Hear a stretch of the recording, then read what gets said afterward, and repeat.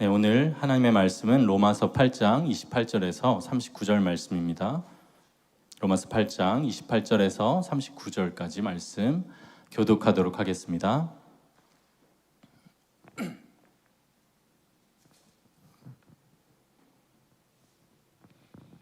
네, 제가 먼저 28절 읽겠습니다. 우리가 알거니와 하나님을 사랑하는 자, 곧 그의 뜻대로 부르심을 입은 자들에게는 모든 것이 합력하여 선을 이루느니라.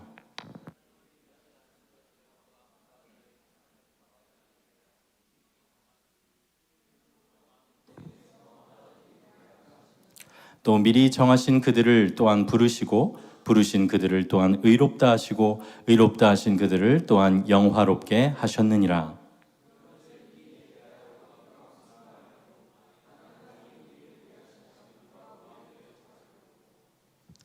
자기 아들을 아끼지 아니하시고 우리 모든 사람을 위하여 내주시니가 어찌 그 아들과 함께 모든 것을 우리에게 주시지 아니하겠느냐.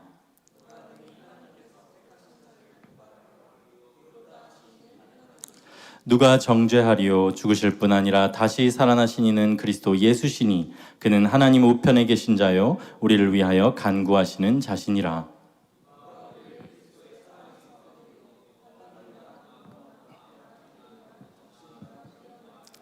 기록된 바 우리가 종일 주를 위하여 죽임을 당하게 되며 도살당할 양같이 여김을 받았나이다 함과 같으니라.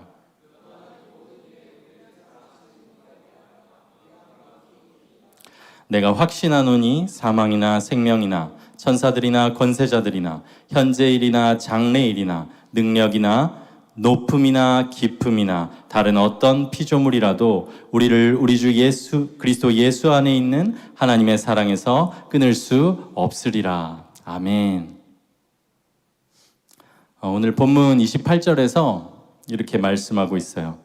하나님을 사랑하는 자, 곧 그 뜻대로 부르심을 입은 자들에게는 모든 것이 합력하여 선을 이루느니라. 이렇게 말씀하고 있어요.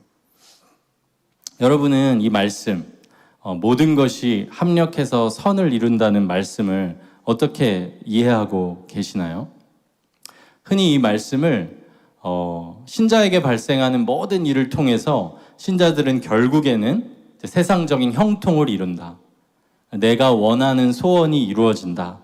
이런 것들을 믿는데 또 사용이 되고는 합니다. 그리고 그렇게 믿고 이해하는 경우들이 많이 있어요. 합력해서 선을 이룬다. 그러니까 모든 일들이 결국 이렇게 작용을 해서 내가 좋은 방향으로 가게 되어 있구나. 이렇게 생각하는 것이죠. 물론 하나님께서는 선한 분이세요. 하나님께서는 여러분의 소원을 아세요. 여러분의 기도 제목을 아시고 필요를 아세요. 그리고 그 소원과 필요와 기도 제목에 응답해 주시기를 바라는 분이세요. 하나님은 우리 아버지시잖아요. 그렇죠? 아버지신데 우리 육신의 아버지는 또 부족한 점이 있지만 우리를 사랑하심에도 불구하고 우리 하나님 아버지는 그런 분이 아니세요.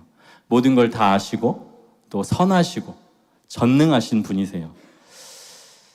그런데 한편 이제 그렇게 우리를 사랑하시고 선하신 아버지시지만 이분은 모든 것을 아신다 그랬잖아요. 그래서 무엇이 가장 선한 것인지도 아세요. 무엇이 가장 선한 것인지도 아세요. 자녀에게 무엇이 가장 선한 것인지, 무엇이 가장 유익이 되는 것인지, 무엇이 가장 중요한 것인지를 아세요. 그렇기 때문에 단지 자녀가 원하는 것을 다 주시기보다 뭐가 선한지 가장 잘 아시기 때문에 가장 최고의 선, 궁극적인 선이 사랑하는 자녀들의 인생에 이루어지기를 바라시는 것이 하나님 아버지세요. 저도 자녀들 키우지만 자녀들이 원하는 거 다 들어주면 이 아이들이 제대로 자라날 수 있습니까? 하루 종일 사탕만 먹을 텐데요. 하루 종일 불량식품만 먹을 수도 있어요. 하루 종일 컴퓨터나 영상만 볼 수도 있어요. 그 자녀가 원하는 것만 준다고 한다면. 그렇지만 하나님께서는 우리 인생에서 가장 선한 것이 이루어지기를 바라신다는 거예요. 여기 8장 28절에 하나님을 사랑하는 자, 그의 뜻대로 부르심을 입은 자들에게는 이렇게 말씀하잖아요. 여기 그의 뜻대로 이 말씀의 더 정확한 의미는 그의 목적대로예요. 그의 뜻대로 부르심을 입은 자들에게 이것은 뜻이라고 번역된 원어가 가지는 의미 자체가 목적이에요. 목적. 그러니까 더 구체적이죠. 의미가 더 구체적이 되죠. 그러니까 이 구절의 의미는 하나님께서 어떤 목적을 가지고 신자들을 부르셨고 그 모든 일을 통해서 그 하나님이 원하시는 목적을 이루어 가신다는 거예요. 그리고 여기 28절에는 모든 것이 합력해서 선을 이룬다고 해요. 여기 모든 것에는 제한이 없어요. 그렇죠? 우리 눈에 좋아 보이는 일도 포함이 돼요. 우리 눈에 좋아 보이는 일도 포함이 되지만 우리 눈에 좋지 않아 보이는 일들, 정말 피하고 싶은 일, 실패, 절망, 상처, 고통, 질병 이런 것까지 다 포함해서 이 모든 일이 합력해서 선을 이룬다 이 말씀이에요. 그러니까 이 말씀은 신자는 무슨 일을 만나도 결국에는 세상적으로 형통하게 된다, 그 소원이 이루어진다 이런 말씀이 아니고 어떤 어려움이 있을지라도 하나님의 목적과 선이 그 성도의 인생에 이루어진다, 반드시 이루어지게 된다 이 말씀이에요. 어떤 어려움이 있을지라도 하나님의 목적과 선이 그 성도의 인생 가운데 이루어지게 된다. 이제 하나님 아버지께서 바라시는 그 궁극적인 선, 그럼 그게 더 구체적으로 무엇인지 다음 절인 29절에 나옵니다. 29절 한번 함께 읽어볼게요. 시작. 하나님이 미리 아신 자들을 또한 그 아들의 형상을 본받게 하기 위하여 미리 정하셨으니 이는 그로 많은 형제 중에서 맏아들이 되게 하려 하심이니라. 하나님께서 목적하시고 우리 안에 이루어 가시는 그 궁극적인 선, 우리에게 발생하는 모든 일을 통해서 합력해서 이루어가는 그 선은 아들의 형상을 본받는 것이에요. 아들의 형상이라 하면 하나님의 아들의 형상, 우리 주 예수 그리스도를 닮아가는 것이 하나님이 우리에게 가장 주시길 원하시는 궁극적인 선이라는 거예요. 여러분이 아들의 형상을 본받는 이 하나님의 목적이 어떤 사람은 받고 어떤 사람은 받지 않는 그런 하나님의 뜻이 아닙니다. 하나님을 사랑하는 자, 그 목적대로 부르심을 입은 모든 사람에게 주신 그 모든 사람을 이끌어 가시는 동일한 목적이 하나님의 아들의 형상을 담게 하시는 거예요. 본문 29절에서는 우리 믿는 신자들에 대해서 하나님이 미리 아신 자들, 그리고 아들의 형상을 본받도록 미리 정해진 자들이라고 말씀하고 있어요. 하나님께서는 우리가 태어나기도 전에, 성경에 따르면 창세 전에, 이 땅을 창조하시기도 전에 우리를 이 목적을 위하여 그리스도 안에서 택하셨다고 말씀해요. 에베소서 1장 3절에서 5절 말씀 한번 같이 읽겠습니다. 시작. 찬송하리로다. 하나님 곧 우리 주 예수 그리스도의 아버지께서 그리스도 안에서 하늘에 속한 모든 신령한 복을 우리에게 주시되 곧 창세 전에 그리스도 안에서 우리를 택하사 우리로 사랑 안에서 그 앞에 거룩하고 흠이 없게 하시려고 그 기쁘신 뜻대로 우리를 예정하사 예수 그리스도로 말미암아 자기의 아들들이 되게 하셨나니. 아멘. 하나님 아버지께서 창세 전에 그리스도 안에서 우리를 택하셨어요. 그 목적은 거룩하고 흠이 없게 하시려고 택하셨어요. 예수 그리스도로 말미암아 우리가 다 하나님 아버지의 자녀들이 되고 하나님 아버지의 그 맏아들인 예수님을 닮게 하시기 위해서 우리를 미리 정하시고 미리 택하셨다는 거예요. 그러니까 이 하나님의 목적, 그 궁극적인 선이 우리가 하나님의 아들의 형상을 닮아가는 것이라는 거예요. 그런데 이제 우리 자신을 보면, 나를 보면 우리가 정말 참 변화가 안 되는 것 같아요. 그렇죠? 변화가 더디 되는 것 같고 어떨 때는 이 목적이 전혀 내 삶 가운데 이루어지지 않는 것 같아요. 정말 우리는 우리 자신을 보면 정말 지독하게 안 변하고 마치 양파 같아요. 그러니까 내가 이것을 진실하게 하나님 앞에서 한다고 회개하고 회개하는데 까보면 또 있고, 까보면 내 욕심, 또 나의 동기, 하나님께서 기뻐하시지 않는 생각들이 그 안에 또 있고, 이런 것이 참 저의 모습인 것 같다는 그런 생각을 하게 돼요. 이런 거룩을 향해서 그 목적을 향해서 달려갈 때 우리들이 그런 것들을 느낀다는 것이에요. 또 참 절망스러운 것 중에 하나는 내가 그 선한 목적 자체를 원하지 않기도 해요. 거룩? 아들의 형상 담는 거? 난 그거 별로 관심 없는데. 나는 그냥 내 소원이 이루어졌으면 좋겠는데. 내 문제가 해결됐으면 좋겠는데. 이런 생각들이 사실 우리의 어떤 본성적인 생각이라는 것이죠. 그 길을 가는데 나 자신을 보면 실망되고 변하지 않는 것 같고, 또 심지어 내 속을 깊이 들여다보면 그렇게 하고 싶은 마음도 많이 없는 거예요. 그러나 여러분, 제가 말씀드리는 이것이 우리에게 이제 소망이기도 하고, 또 우리가 주님의 뜻은 변하지 않거든요. 하나님이 선이라고 하시면 우리는 그 방향으로 갈 수밖에 없어요. 그렇기에 주님의 뜻에 복종해야 되고, 우리가 소망이 되기도 하는 것이 있는데, 그게 뭐냐면 하나님께서 우리를 이 구원의 부르심으로 부르셨잖아요. 아들의 형상을 담게 하시는 그 부르심으로 부르셨잖아요.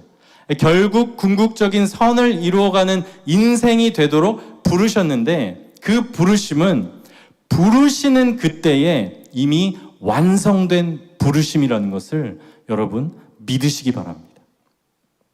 우리를 부르신 그 하나님께서 신실하신 분이에요. 전능하신 분이에요. 여러분, 신실하다는 말 무슨 말인지 알죠? 뭐예요? 약속 지키는 거예요. 한 번도 어김없이 약속 지키는 거, 그거 신실하다고 말씀해요. 그리고 전능하다는 건 무엇입니까? 다 하실 수 있는 능력이 있다는 거예요. 우리 하나님이 신실하시고 전능하세요. 그래서 성경은 하나님의 말씀이잖아요. 말씀이에요. 그렇게 신실하고 전능하시기에 어떻게 되냐면요, 말씀이 곧 약속이에요. 왜냐하면 말씀하셨거든요. 신실하신 분. 말씀이 약속이고요, 말씀이 약속의 성취예요. 그분은 신실하시고 전능하신 분이어서 말씀이 약속이고 그분의 약속은 반드시 지켜지고 성취가 돼요. 그런 하나님께서 우리를 창세 전에 그리스도 안에서, 모든 것을 다 이루신 그리스도 안에서 부르셨기 때문에 우리를 부르신 그 부르심은 부르심 자체로 완성된 부르심인 거예요. 오늘 본문에서 바울도 하나님께서 우리를 부르실 때 우리의 구원이 이미 완성됐다고 선포를 해요. 구원의 완성을 영화라고 신학적으로 이야기하고 성경에도 그렇게 나오는데요. 영광스럽게 변화돼서 우리 구원이 완성됐다, 이런 말씀이에요. 근데 이미 처음에 부르시는 그때 이미 구원의 완성이 한 번에 이루어진 것으로 바울이 선포하고 있어요. 로마서 8장 30절 말씀입니다. 또 미리 정하신 그들을 또한 부르시고, 부르신 그들을 또한 의롭다 하시고, 의롭다 하신 그들을 또한 영화롭게 하셨느니라. 부르시고 의롭다 하시고 거룩하게 하시고 영화롭게 하신 것이에요. 그것이 하나님 아버지의 부르심이에요. 여러분, 그래서 우리가 받은 이 구원은 이미 완성된 구원이고 절대 흔들리지 않는 구원임을 믿으시기 바라요. 이 진리의 반석 위에 여러분의 신앙생활을 세우시기 바랍니다. 이런 진리가 우리 구체적인 신앙생활에서 함의하는 바가 무엇입니까? 하나님께서 우리를 절대 포기하지 않으신다는 거예요. 그 사랑을 우리에게서 절대 거두지 않으신다는 거예요. 그럴 수가 없어요. 그분은 신실하시기 때문에. 우리들을 완성된 그 구원의 길 끝까지 인도하시고 그 길 가운데, 길 중간에 우리를 절대 포기하지 않으신다는 거예요. 우리가 아들의 형상을 닮아가는 부분, 그러니까 변화나 성숙에 관한 부분도 마찬가지예요. 이 변화와 성숙이 궁극적으로 우리 자신의 인내나 노력이나 선한 기질이나 그런 것에 궁극적으로 달려있지 않아요. 그런 것에 달려있다면 아무도 끝까지 구원의 그 길을 달려가지 못할 것이에요. 변치 않으시고 끝까지 함께 하시며 우리를 포기하지 않으시는 그 신실함 때문에, 그리고 그 신실함을 믿는 믿음 안에서 우리가 계속 변화의 길로 계속 나아갈 수 있는 거예요. 나 자신을 보면 낙심이 되지만 신실하고 전능하신 하나님께서 우리를 부르셨기에, 모든 것을 이루신 그리스도 안에서 부르셨기에, 그리고 그 부르심이 효력이 있기 때문에, 그 부르심이 효력이 있기 때문에 내가 능력이 있는 게 아니라 부르신 분이 전능하시고 신실하시고 그 부르심이 효력이 있기 때문에 그것을 믿고 우리는 우리 신앙생활 가운데 계속 다시 일어설 수 있는 거예요. 다시 시작할 수 있는 거예요. 낙심될 때도, 정죄감이 들 때도 다시 아들의 형상을 닮아갈 수 있는 길로 나아갈 수 있는 것이에요. 그리고 그게 여러분 지금 예배드리는, 매주 예배드리는 그 예배에서 일어나는 일인 것입니다. 매주 다시 시작하는 거예요. 그리스도의 보혈을 의지해서. 우리 구원은 절대로 끊을 수 없는 하나님의 언약적인 사랑. 끊을 수가 없어요. 언약적인 사랑. 하나님께서 이 언약을 아브라함한테 알리실 때 쪼갠 고기 사이로 홀로 지나가셨어요. 그건 뭐냐면 이 언약을 어기면 이 쪼갠 고기와 같이 된다. 그 의미인데 그 길을 하나님 홀로 지나가셨어요. 아브라함은 지나가지 않았어요. 하나님께서는 그 약속을 지키세요. 그래서 예수님께서 오셨잖아요. 우리 구원은 절대 끊을 수 없어요. 실패할 수가 없어요. 중단될 수가 없어요. 내가 손을 놓을지언정 두 사람 중에 한 사람이 손 잡고 있으면 그 손은 놓을 수 없어요.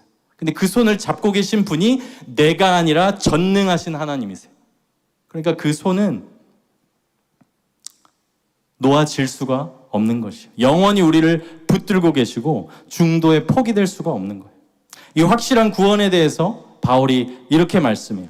31절부터 34절까지. 그런즉 이 일에 대하여 우리가 무슨 말 하리요? 만일 하나님이 우리를 위하시면 누가 우리를 대적하리요? 자기 아들을 아끼지 아니하시고 우리 모든 사람을 위하여 내주시니가 어찌 그 아들과 함께 모든 것을 우리에게 주시지 아니하겠느냐? 누가 능히 하나님께서 택하신 자들을 고발하리요? 의롭다 하신 이는 하나님이시니 누가 정죄하리요? 죽으실 뿐 아니라 다시 살아나신 이는 그리스도 예수시니 그는 하나님 우편에 계신 자요 우리를 위하여 간구하시는 자신이라. 아멘.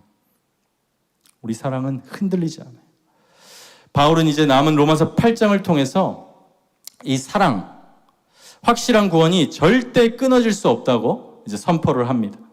그러면서 바울은 자신이 경험한 모든 고난을 얘기하면서 그런 고난도 자신을 그 사랑에서 끊을 수 없다고 선포해요. 로마서 8장 35절 한번 함께 읽겠습니다. 시작. 누가 우리를 그리스도의 사랑에서 끊으리요? 환난이나 곤고나 박해나 기근이나 적신이나 위험이나 칼이랴. 이 중에 적신 말고는 다 이해를 하실 것 같은데 적신은 발가벗겨짐을 당하는 것이에요. 수치스럽게. 모든 지금 고난을 얘기하고 있는데 이게 다 바울이 겪은 고난이에요. 그는 심각한 질병을 가지고 있었어요. 눈병이라는 견해도 있고요.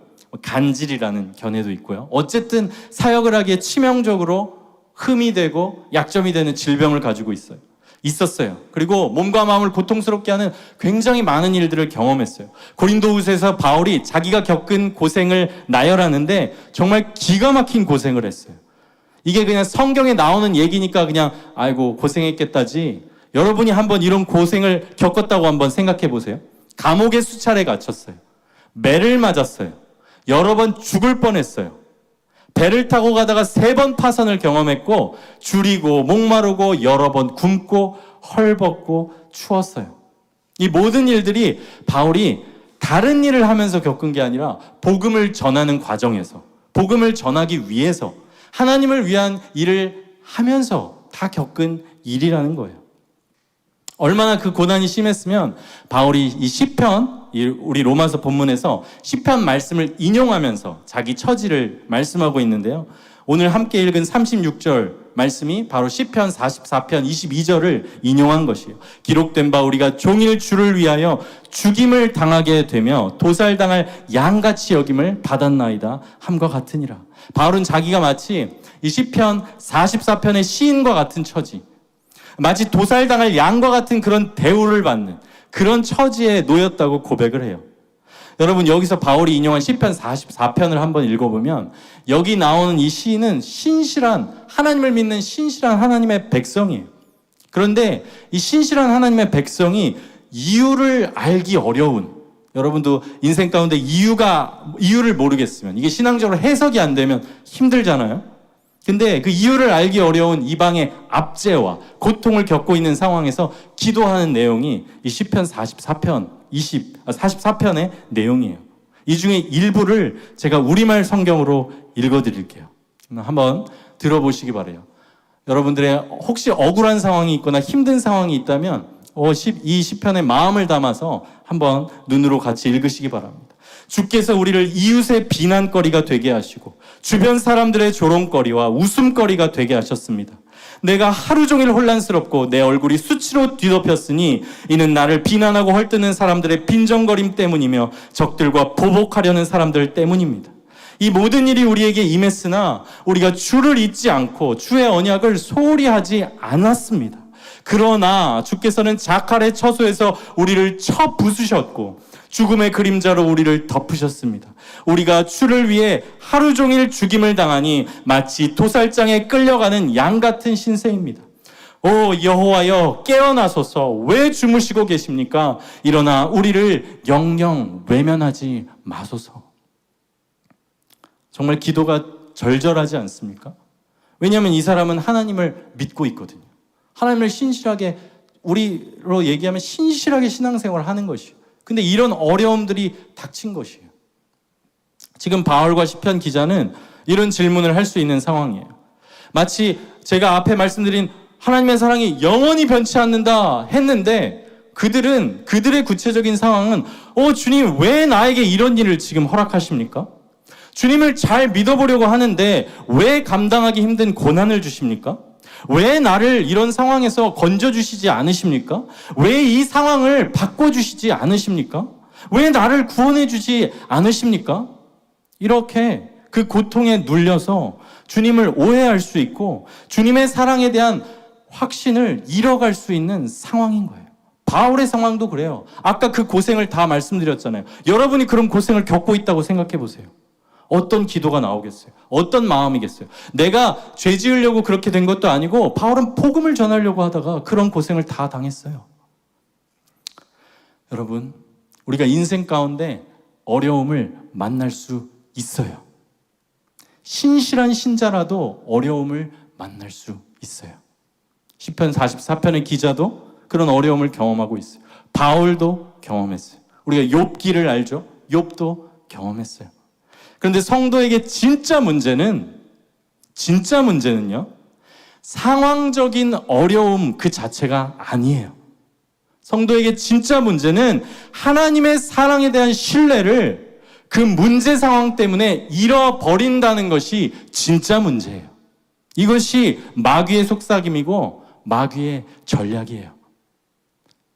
상황과 환경이 어려워지는 것이 진짜 문제, 진짜 위기가 아니라 그 상황 때문에, 그 환경 때문에 하나님이 나를 사랑하시지 않는다고 생각하게 되는 것이 진짜 문제인 거예요. 우리도 그렇잖아요. 상황이 잘 풀리면 하나님께서 막 나를 사랑하시는 것 같고 그 사랑이 느껴지는 것 같고, 근데 힘든 일이 생기면 어때요? 막 그런 일들이 터지면 하나님이 나를 사랑하시지 않는 것 같고 나에게 관심이 없으신 것 같고 심지어 하나님으로부터 버림받은 것 같고 거절받은 것 같고 그런 느낌을 받는 것이 사실 연약한 우리예요. 그러나 아닙니다, 여러분.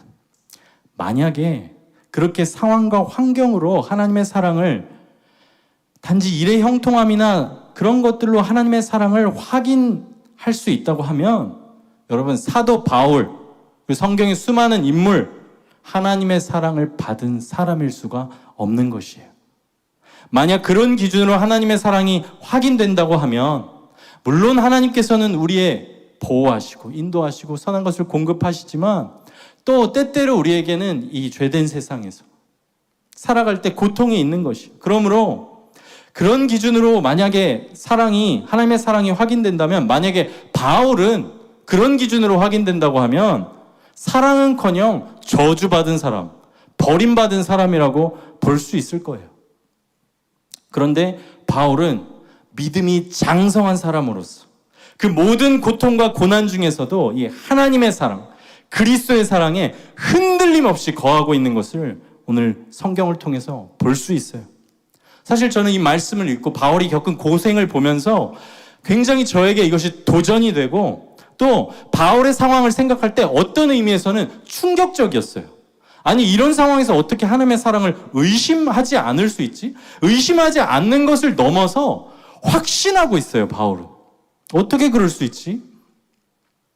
바울은 고통과 고난 중에도, 힘든 일 중에도, 부정적인 모든 사건들 중에도 하나님의 변하지 않는 사랑, 그리스도의 그 사랑에 거했어요.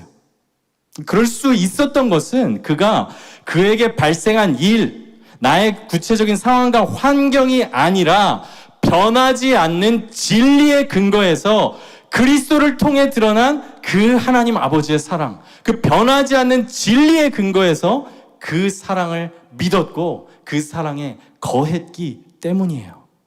여러분, 진리라는 말 자체가요, 변하지 않는 것이에요. 변하지 않는 것. 항상 변하지 않는 것. 우리 상황과 환경은 변해요. 내 감정도 변해요.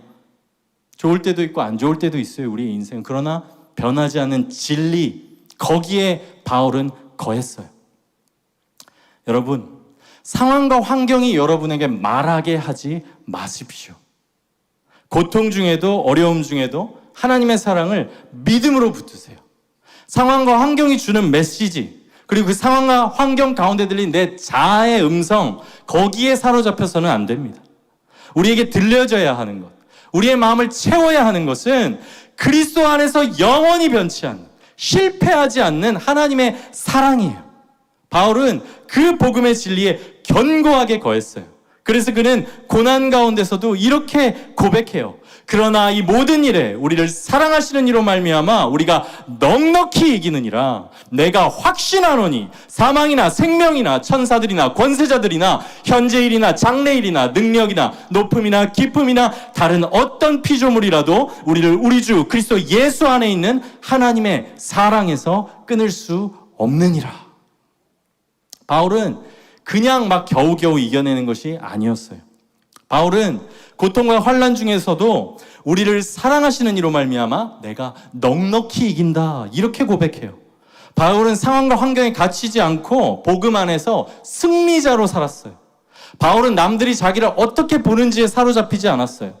바울은 사도가 아니라고 비방하는 사람들이 있었고 질병 때문에도 비방하는 사람들이 있었어요. 그는 감옥에 갇혔어요. 그러나 바울은 저주스러워 보이는 질병이나 사람들의 비방에 눌리지 않았어요. 바울은 복음 안에서 절대 변함없는 그 사랑 안에서 승리자로 살았어요. 세상 가운데 여러분 일주일 살다가 오셨잖아요. 그 세상의 소리에 짓눌리지 말고, 여러분의 힘든 그 상황에 짓눌리지 말고, 그리고 다른 사람 시선에 짓눌리지 말고, 비교 그런 것들에 짓눌리지 말고 절대 변함없는 그 사랑 안에서 여러분도 승리자로 살아가시기 바랍니다. 그렇게 할 때 하나님께서 여러분 한 사람 한 사람의 삶과 인격이 결국에는 하나님의 뜻대로 그분의 형상을 담게 하시고 여러분의 인생을 통해 하나님의 궁극적인 선을 이루어 가실 거예요. 구약 성경에서 그에게 발생한 이런 삶, 그에게 발생한 모든 일을 통해 결국 선을 이루었던 하나님께서 그렇게 하신 인물이 있다면 요셉이라는 인물이 있어요. 사실 여러분 잘 아시겠지만 요셉의 인생은 고난의 연속이었어요. 요셉은 야곱의 11번째 아들이었는데 아버지가 이 요셉을 엄청 사랑했어요. 그래서 형제들에게는 안 주는 채색 옷도 입히기도 하고, 그러니까 그 야곱 일족의 거의 왕자였어요. 근데 요셉이 한순간에 왕자에서 그 형들이 시기해서 그를 애굽에 팔아 넘김으로 왕자에서 한순간에 노예로 전락해요. 근데 왕자에서 노예도 이거 너무 심하잖아요, 갭이 인생에서. 근데 그게 끝이 아니에요, 요셉의 인생은. 노예에서 죄수가 돼요. 죄수. 그것도 억울하게 누명을 써서 죄수가 돼요. 죄수가 돼도 나갈 수 있는 어떤 희망이라는 게 있다면 좀 괜찮잖아요, 희망이라는 게 있다면. 근데 자기는 거기서 열심히 섬기면서 어떤 사람에게 도움을 줬는데 그 사람이 이제 석방이 되자 요셉을 잊어버려요. 가능성이라고는 없는 인생이에요. 그냥 고난으로 점철되고 꼬인 것으로 점철된 그런 인생이에요. 우리 성경의 이야기를 아니까 나중에 풀려나겠지, 나중에 다 잘 되니까, 이걸 아니까 그냥 그렇게 생각하지만 요셉이 그걸 어떻게 확신할 수 있겠어요? 여러분 인생 가운데 한번 생각해 보세요. 작은 일들도 이거 어떻게 될지 몰라 이렇게 생각하잖아요, 여러분도. 근데 그렇게 꼬여서 감옥에 갇혀서 완전히 희망 없는 상태가 됐는데 요셉이 그렇게 생각하기가 쉬운 상황이었겠어요? 아무런 소망이 없는 상태였던 거예요. 요셉이 자기에게 발생한 이 일을 다 신앙 안에서 소화하는 것은 어려웠을 거예요. 하나님의 선하심과 사랑을 신뢰하는 건 어려웠을 거예요. 얼마나 많은 순간 형들이 원망이 됐겠어요. 얼마나 많은 순간 그 보디발의 아내에 대해서 분노가 치밀었겠고, 얼마나 많은 순간 내 인생은 망했다, 나는 모두에게 이제 잊혀졌다, 하나님께서 나를 버리신 건 아닐까? 이 생각을 얼마나 많이 했겠어요? 그에게 발생한 일은 분명 다 악한 일들이었어요, 여러분. 선이 아니라 다 악한 일들이었어요. 그렇지만 아직 끝이 아니었던 이유는 하나님께서 여전히 그를 붙들고 계셨고, 요셉을 부르신 하나님은 한 번도 그를 놓지 않으시고 오히려 하나님의 그를 통해 이루시기로 작정한 그 길로 그를 계속 붙잡고 인도하고 계셨던 거예요.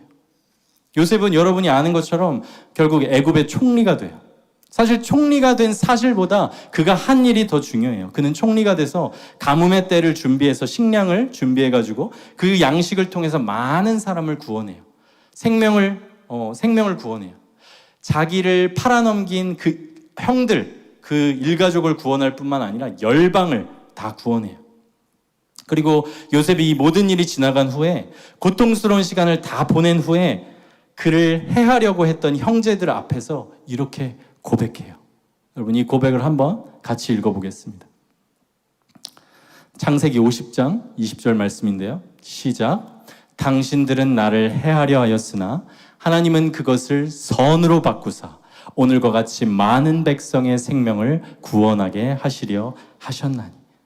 요셉에게 일어난 일은 악이었어요. 악. 요셉은 해함을 당했어요. 그리고 그 악한 일의 결과로 요셉의 인생은 그냥 꼬인 인생, 절망으로 가득 찬 인생이었어요. 그러나 하나님은 그것을 선으로 바꾸셨어요.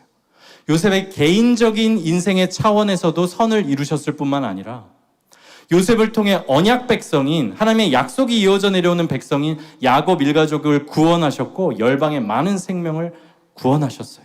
그리고 요셉은 자기 형들을 용서했어요. 요셉의 인생 가운데 그 아들의 형상이 보이는 거예요. 예수 그리스도의 형상이 보이는 거예요. 요셉은 한 집안의 왕자였지만 생각해 보시면 예수님께서는 창조주의 아들이세요. 그런 그분이 요셉은 사랑받는 아들에서 죄수가 됐지만 그분은 창조주의 아들에서 인간의 몸을 입으셨고 그 인간의 몸을 입은 상태에서도 큰 비참을 다 경험하셨어요.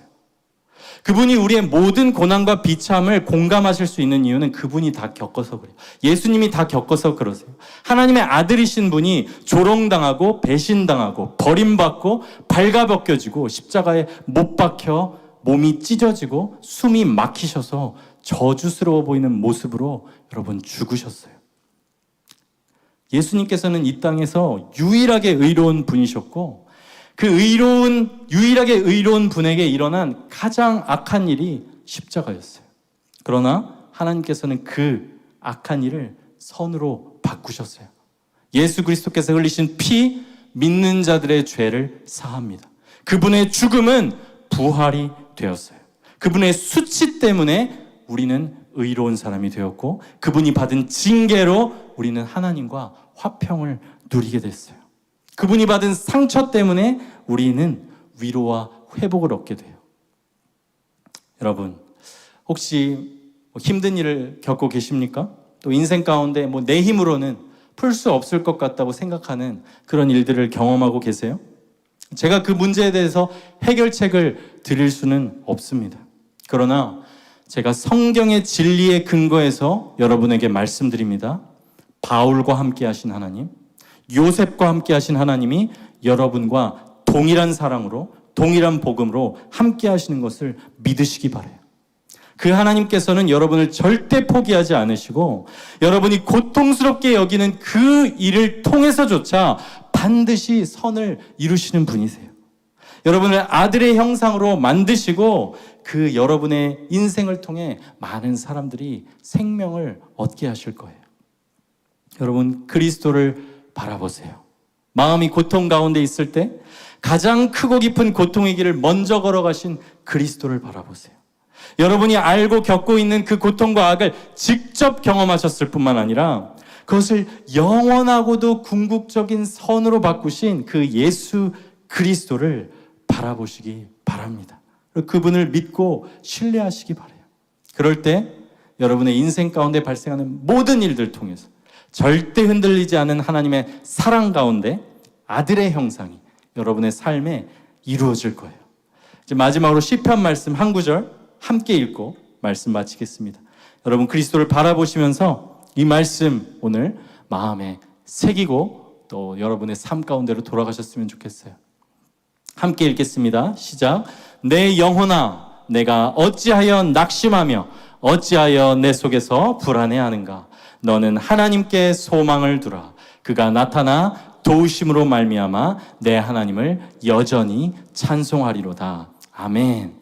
모든 것을, 악한 것까지도 선으로 바꾸실 주님을 이 시간 믿음으로 바라보시면서 함께 모든 상황 속에서 이 찬양 우리의 고백으로 올려드리기를 원합니다.